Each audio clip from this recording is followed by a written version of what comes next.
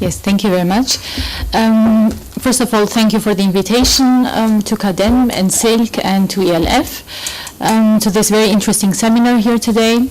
I would like not to focus so much on the role and importance of political parties, because I think this morning's session dealt with the topic quite a lot. So I would suggest a different structure for my presentation. I would suggest giving you a brief overview of the German political foundations, of the system of the German political foundations, and how they fit into the development policy aid within Germany, and the role of the Friedrich Naumann Foundation within this context. And then I would continue with a brief introduction of the work of the Friedrich Naumann Foundation, whereas here I would focus more on the external mission and not on the domestic, because otherwise we would need a lot of time.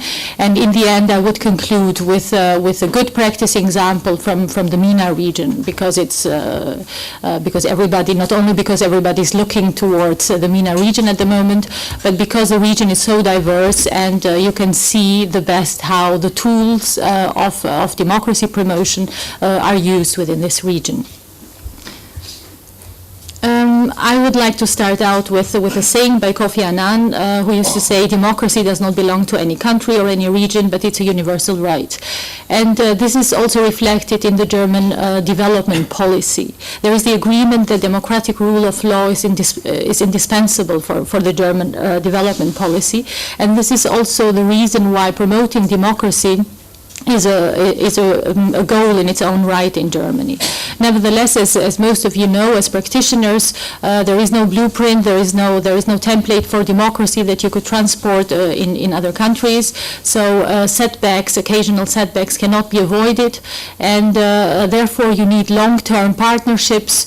You need sustainable partnerships that are based on trust. And as the other speakers have already said, you need local structures, of course, to do so. And this is where the German political foundations come into place. There are in the whole 6 German political foundations. Every political party has got its own political foundation. We have got the Conservative Foundation, the Konrad Adenauer Stiftung, Friedrich Naumann Stiftung that I represent here, which is close to the Liberal Party, the Friedrich Ebert Stiftung, which is also a huge foundation, together with the Konrad Adenauer Stiftung. The second is representing or is affiliated to the German Social Democratic Party. We have the Hans Seidel Stiftung, which is affiliated to the Conservative Party in Bavaria in Germany. Heinrich Böll Stiftung is affiliated to the German Green Party, and Die Linke or Rosa Luxemburg Stiftung that is affiliated to the left German party. Now, what is the role that the German political foundations play? The lesson that Germany learned from the failure of the Weimar Republic was that in order to have a democracy, you need well-informed citizens. You need citizens who understand how democracy works. And the German political foundations are seen and perceived as the institutions upholding the values that are contained within the German constitution. So I liked particularly one effect that was mentioned this morning, that we shouldn't just concentrate on democracy promotion outside of Europe and outside of our countries, but also within the member states, within our countries. And this is exactly the role that the German political foundations are playing. So they were created in order to promote democracy within Germany, first and foremost, and later in the 50s, in the early and late 60s, they started working also abroad and promoting democracy also outside of Germany. Pluralism is also an important feature. You need competitive political ideas, and all the political party, you have this kind of pluralism, since every political party has its own foundations it is affiliated to. I would also like to stress the fact that there is a need to separate the political party work from the political foundation work. So even though we are affiliated to the political parties, still we are independent in resources, in personnel, and in our legal and material being. So there is a strict separation of this in order to avoid cases of corruption, of course. So we are not allowed to provide funding for the German political parties and support them in times of election, or produce posters or campaign material. So we have to strictly separate the two, especially also the financing, although there is cooperation, of course. To the Friedrich Naumann Foundation, it was founded in 1958 by the first German president, Theodor Heuss, and it started its work abroad in 1963. We started our work with a small project in Tunisia, where we implemented training for journalists, and we have been present in the region ever since. In Germany, just briefly, we have got 6 regional desks representing the regions where we are represented, and then we are present in over 60 countries, as you can see. In blue, it is the project offices, and in yellow, you have the regional offices. So there is a regional office in Mexico City for Latin America, in Brussels for the transatlantic dialogue, in Cairo for the whole MENA region, in Sofia for Southeast Europe, in New Delhi for South Asia, in Bangkok for Southeast Asia, and in Johannesburg for Africa. What are the international activities of the Friedrich Naumann Foundation? As I said in the beginning, part of our work, or we are seen as a part of the German development, foreign and development policy, of course. Another focus is on the development cooperation and peace promotion. I'm going to give you later examples on the three points. And another one is fostering free market economy, the rule of law, and human rights. So as you can see, our work is not focusing only on political parties. The work or cooperation with political parties is indeed a very important pillar of our work, but it is not political parties are not the only target group that we work with. What are our instruments for our work abroad? We have first of all political education, which means trainings, of course, that are provided to our partners in their respective countries. So it's a lot of capacity building. Another tool is political dialogue, which is also quite important, and whose importance was stressed also this morning. A concrete example for that would be, I used to work for the International Academy for Leadership, so we offer seminars that take part in Germany that consist of two phases, an online phase and a presence phase, where partners from all of the countries where we are present are invited to Germany to share experiences with one another and share knowledge, of course. Another interesting point regarding political dialogue, I think it was Paul who mentioned the Democratic Alliance in Southern Africa, who is quite professional by now. We have been working with this party for many, many years, and now this party is ready to give back or to transfer its knowledge also to other partners of the Friedrich Naumann Foundation. So there has been a kind of South-South cooperation taking place, where politicians from Sri Lanka, for example, visited the Democratic Alliance in South Africa and had the chance to exchange experiences with one another. And also it was mentioned earlier that we have partners who might be even more professional than us. For example, in Brazil, in the area of social media, the political parties are quite professional and have been also coming to Germany to share their knowledge also with us. So it goes also the other way around. And the third tool is political consulting, which is of course also very important. We mentioned the importance of political parties here. It's a lot of capacity building in the areas of internal party democracy, coalition building, conflict resolution mechanisms, and so on. What is the overall objective of our work abroad? It is the implementation of the principles of freedom and responsibilities by supporting the establishment of democratic structures in accordance with market economy and the rule of law. Now this we have in common, of course, with all the other foundations as well. Where we differ, it's the special ideology, the party ideology, and also the partners that we work with. For example, Friedrich Ebert Stiftung would work more with trade unions, whereas we would work more with other civil society organizations. What is the working basis of our activities abroad? One part of it is the international strategy of the Friedrich Naumann Foundation. The international strategy is a strategic mission that we have given ourselves abroad, which is on the one hand strengthening the organized liberalism and strengthening of course also the political and economic networks such as Relial in Latin America, the African Liberal Network that was mentioned this morning, and other networks as well. Another basis of our work are our focal issues. The board of the Friedrich Naumann Foundation decides every 3 years on 3 important focal issues that we base our activities on. Yes, and the focal issues currently are freedom and property, freedom and civil society and participation, and the third one is freedom and the rule of law. The funding guidelines are, of course, another important basis of our work. The funding guidelines belong to deal with our donors, such as the BMZ, the German Ministry for Education, for Development Cooperation, the German Foreign Ministry, and also the EU, which with the EU being an additional donor. Who are our international partners? As I mentioned earlier, it's not only the liberal political parties, but it's also the think tanks, research institutes, universities and associations, and also civil society organizations and the networks mentioned earlier.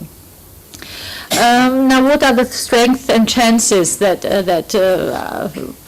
are connected to our work? One of the strengths, I would say, is the long-term partnerships that we've been able to build, and this has only been possible because we have been present, of course, in the regions with local structures and with our local partners. A very focused agenda and a clear set of values, of course, which leads to the effective promotion of liberal values and concepts, and the contribution to democratic, economic, and social development. Another strength, I would say, is supporting individuals, supporting activists, which is much harder to do in the official terms of the official development aid. And we have been able to support promoting individuals who have been invited to Germany to take part in seminars on leadership skills, but also on other on other skills, and who have gone back to their home countries and have replicated the seminars, thus providing for sustainability of our activities. Challenges, what are the challenges? Well, first of all, the volatility of the partners, especially regarding the political parties. Martin already mentioned that we are dealing with partners or with political parties who are much focused on personalized politics, much more than programmatic. And so what we try to do is also conducting seminars and trainings on the importance of having a program for these parties as well.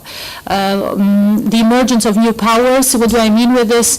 We mentioned yesterday, we were discussing during dinner time the emergence of other donors in the field, especially regarding Egypt at the moment. There are so many donors at the moment in Egypt. Not only the EU is present, the US is present as well, but also China, Saudi Arabia, Turkey, and so on and so forth. So there is a lot of money flowing around, and it is going to be a challenge in the future to keep our partners that we have been working with for many years. We have been successful in doing so far because of our long-term relationships, but this is for sure going to be a challenge. The threat of democracy and the rule of law is self-explanatory, and the crisis of liberalism, of course, because liberals are almost always in the opposition in most of the countries where we work in. I would now like to focus a little bit more on the so-called Arabellion and on our work in the MENA region. As I said earlier, I think the region is quite appropriate to discuss here because of its diversity. And as you can see here, we have 6 offices in the MENA region covering 11 countries. And we began our work, as I said earlier, in '64 in Tunis and have been active in the region ever since. These are the offices where we are present at the moment, in Morocco, in Algeria, in Tunisia, in Egypt there is the regional office, in Jordan there is an office that covering Syria and Iraq, in Turkey, and in Jerusalem for Israel and Palestine. We are not yet active in Libya. None of the German political foundations is active in Libya. None of us has been able to conduct any activities so far or has any long established partnerships. So we are just trying now to conduct trainings in Cairo. We have already done so. We have conducted a training for Libyan journalists and bloggers who took part in it in Cairo, and we are planning maybe also, if security conditions allow, to provide further trainings in the area of journalism and media, also in Libya itself. Our work in the MENA region is based on three pillars. The one is organized political liberalism, as it was mentioned earlier. The second is the media, citizen journalism and social media, and the third one is human rights issues. Organized political liberalism. In cooperation with Liberal International in 2006, FNF organized a conference where the stepping stone, or which can be seen as the stepping stone for the foundations of this network, for the foundation of the Arab, the network of Arab liberals. Now, what I've been hearing also from my colleagues is it is not easy at the moment also for the existence of this network, and it is quite ironic that our partners who were at the forefront of the Arab revolutions as liberals are now facing huge difficulties before the election or for the election, because the chances are not so high that our partners are going to get a majority, of course. So that's quite ironic indeed, and the term liberalism in the Arab countries is also not very positively connotated. So the network is thinking of changing its name, or has already changed its name, into an alliance for democracy and freedom, so in order not to be perceived in a negative way. So this is an additional challenge for our partners on the ground at the moment.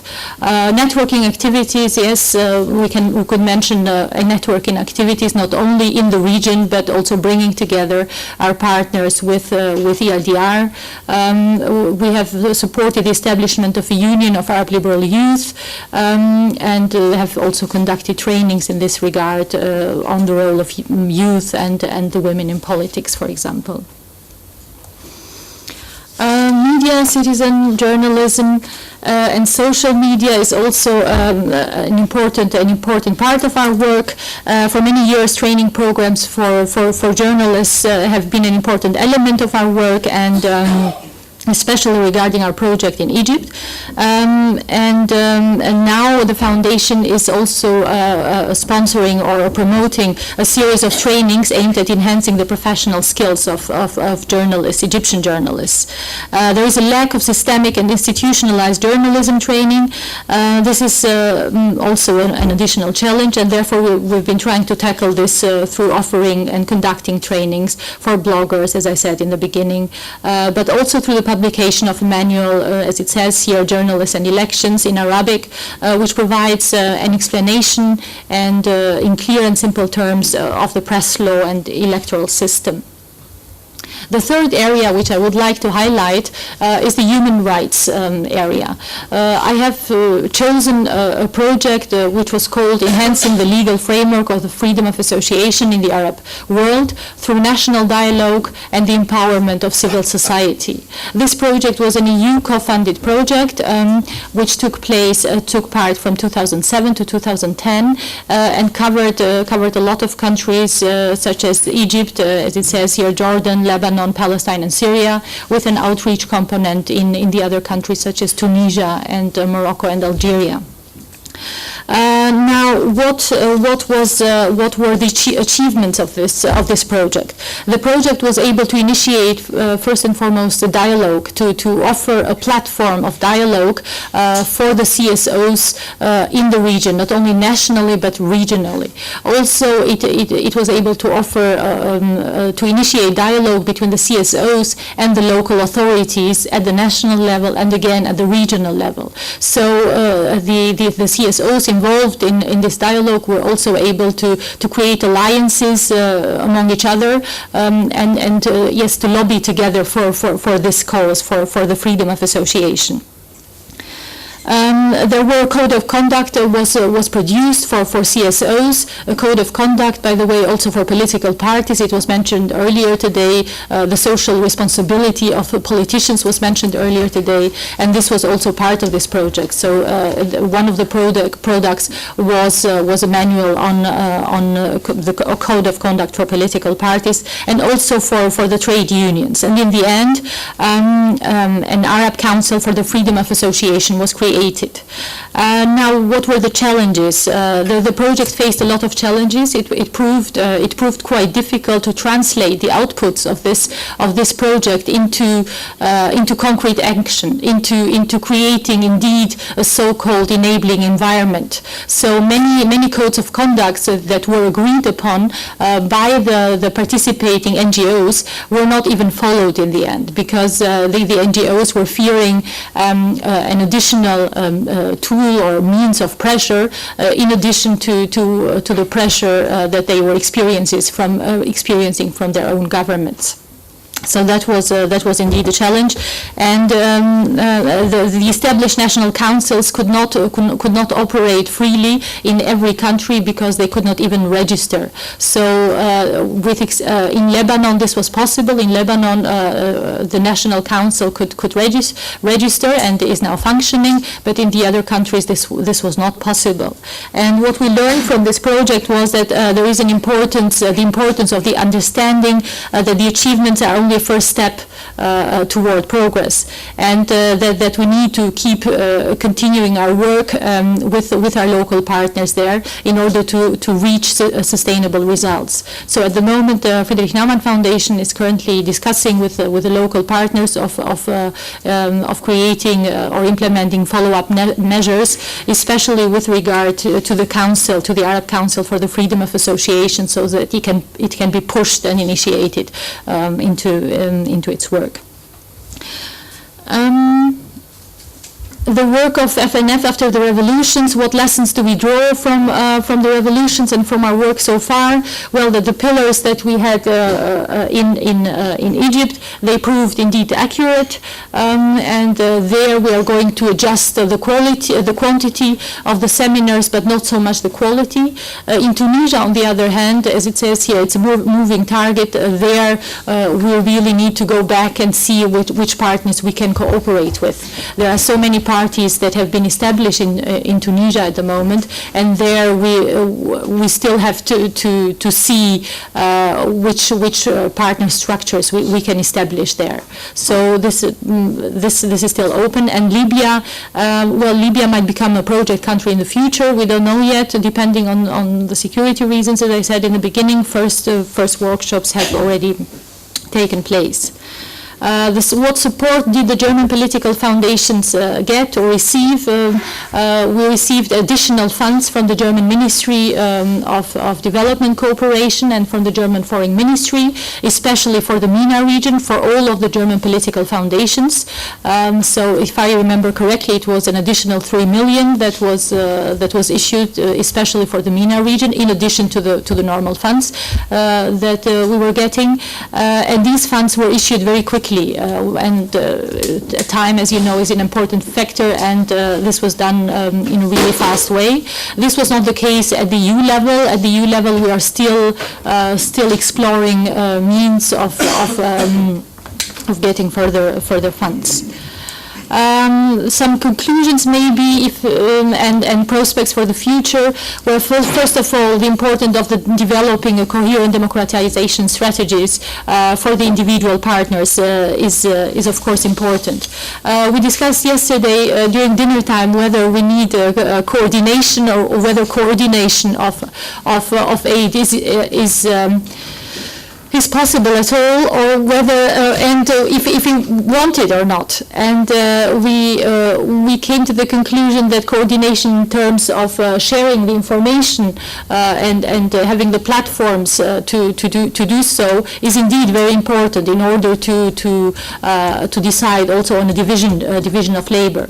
Anticipating the developments that affect partner countries on their way to democracy is of course important, although not always possible. Who would have anticipated the revolutions in the Arab countries? So I think the best way to go here is to promote the empowerment of ethnic minorities, of all the groups in society, and especially also to promote local ownership, which we tend to forget in our bubble here. We had a meeting with Egyptian politicians in Brussels a few weeks ago, and their message was, we do not want you to intrude in our internal affairs. Please let us make our own mistakes. We do not want you to tell us what to do and how.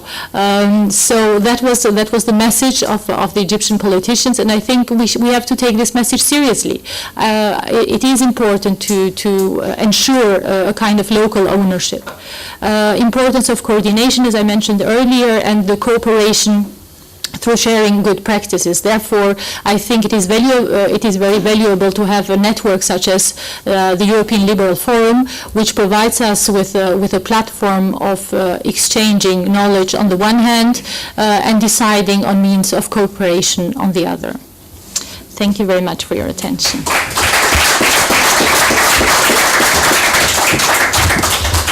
Thank you very much.